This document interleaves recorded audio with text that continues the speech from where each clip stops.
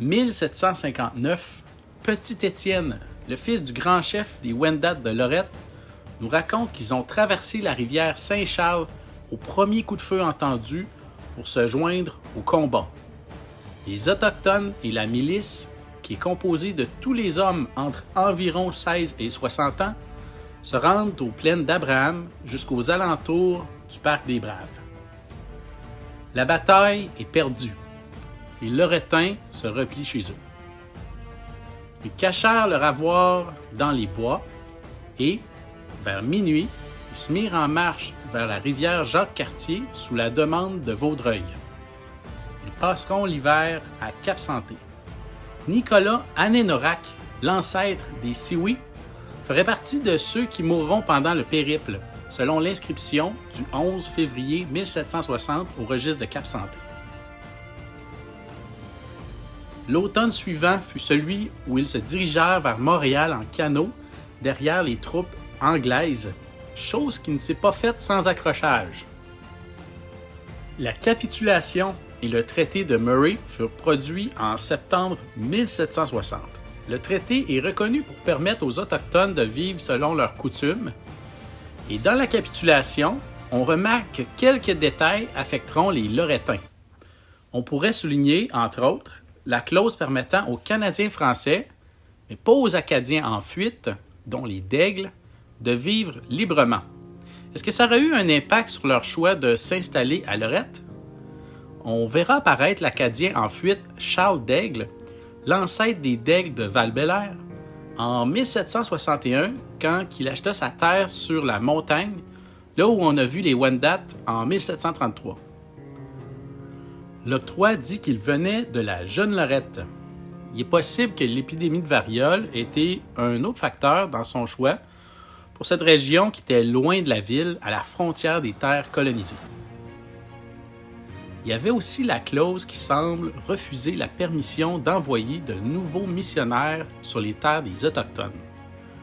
On sait que les Jésuites de Lorette se verront refuser le droit de recruter de nouveaux membres. Ceux qu'on y trouvait allaient être les derniers à y vivre.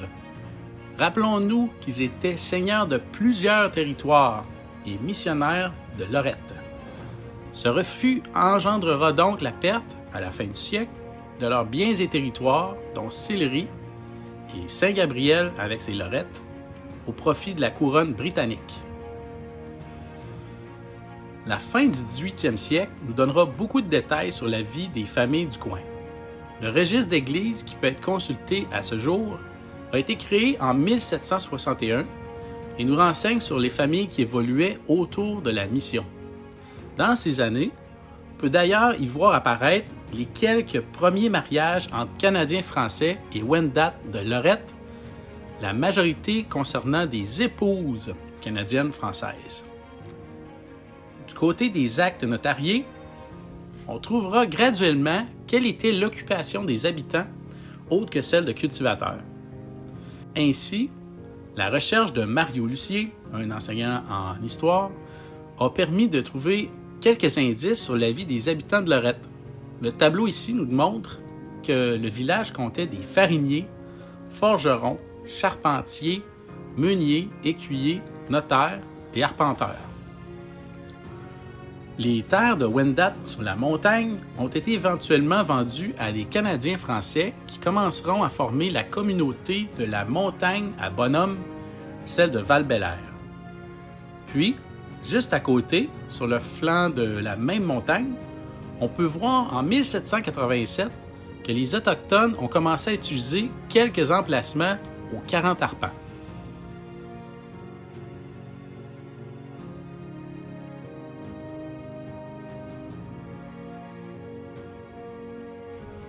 C'est difficile d'illustrer brièvement tous les accomplissements et impacts de la vie de Louis-Vincent Sawatanin.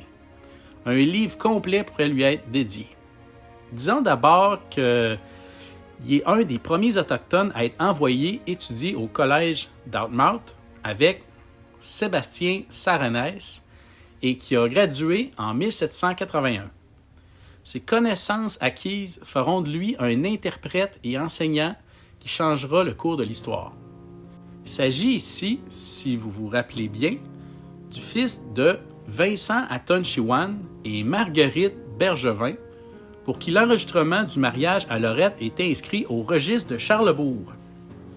Après ses études, Sawatane a voyagé, puis est retourné au village pour devenir le premier maître d'école des Wendat. Il aidera à la rédaction des premières revendications de la seigneurie de Sillery.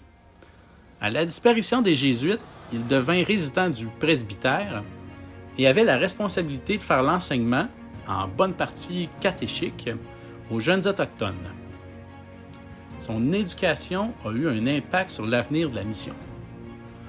Au moment de ses études, on verra que plusieurs Wendat ne parlaient pas français. À son retour, les enfants se feront offrir une éducation et la chefferie ne tardera pas à produire des lettres au gouvernement. 1791, le Bas-Canada est créé. Les Hurons-Wendat enverront au nouveau gouvernement une réclamation de la seigneurie qu'ils appellent la Jeune Lorette, voulant certainement parler de Saint-Gabriel ou même Sillery. Le document est signé par Thomas Martin, le chef, Zacharie Otis, Petit-Étienne et Augustin Picard.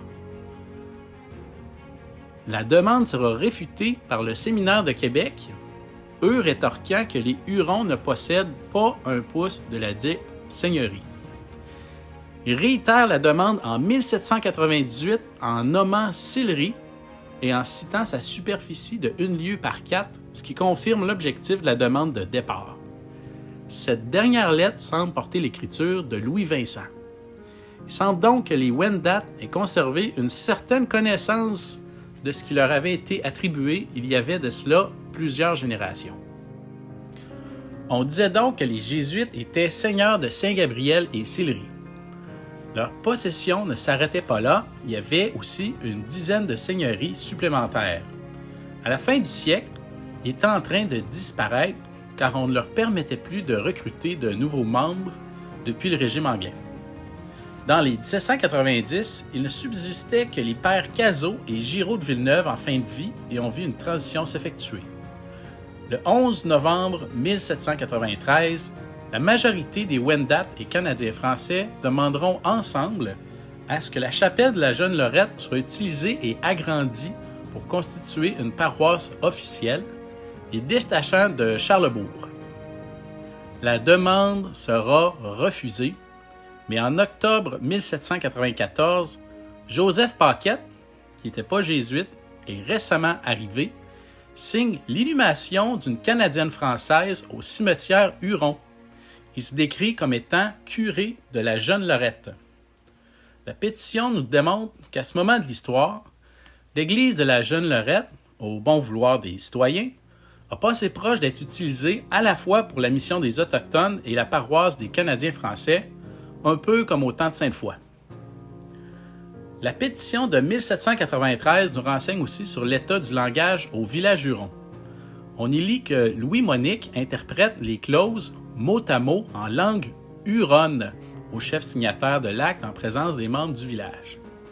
Il existait donc possiblement toujours une sorte de barrière du langage entre certains habitants du coin à la fin du 18e siècle. Autrement, comment s'occupaient les Autochtones de la mission au cours du siècle qui vient de passer?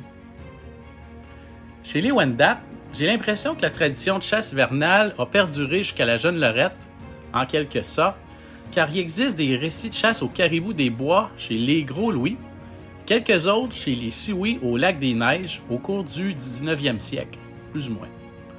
Le grand chef Nicolas Vincent a d'ailleurs aidé à dresser une grande carte du territoire au début des 1800. On sait qu'au temps de Sainte-Foy, les hommes partaient à la chasse pendant des périodes prolongées, tandis que les femmes s'affairaient à leur champ de maïs. Pour la pratique de l'agriculture de subsistance, il semble que celle-ci ait graduellement diminué au fil des ans. On peut voir au terrier de 1784 que plusieurs familles tiennent toujours des petites étendues de terre en culture, et on peut aussi consulter la section des Lorettains dans Charlebourg si on veut comparer. Il semble qu'on délaissera graduellement cette pratique au tournant du siècle pour éventuellement s'adonner au commerce de fabrication autochtone. Au cours du siècle, quelques Wendat prendront des terres hors réserve, dont certaines dans les concessions autour du Grand Saint-Antoine. En 1794, plusieurs terres leur seront concédées à la côte Saint-Raphaël, qui se situe à l'ouest du boulevard Valcartier, et on pourrait croire qu'il y aurait un lien avec la fin du règne des Jésuites dans la seigneurie. On disait plutôt qu'une pétition a été faite pour donner aux gens de la Jeune Lorette une paroisse officielle. La demande a été refusée et, en 1794, l'évêque conseilla de placer le nouveau bâtiment à 1 lieue au sud-ouest. C'est environ 5 km. On décida finalement de créer une paroisse distincte de la mission et de placer l'église à environ un demi-kilomètre de l'autre sur la terre de Michel Bergevin. Ainsi sera créée Saint-Ambroise de la Jeune Lorette chez les Canadiens français, dont l'église sera construite sur la rue Racine. La fin du siècle a donc été chargée de changements chez les Lorettains.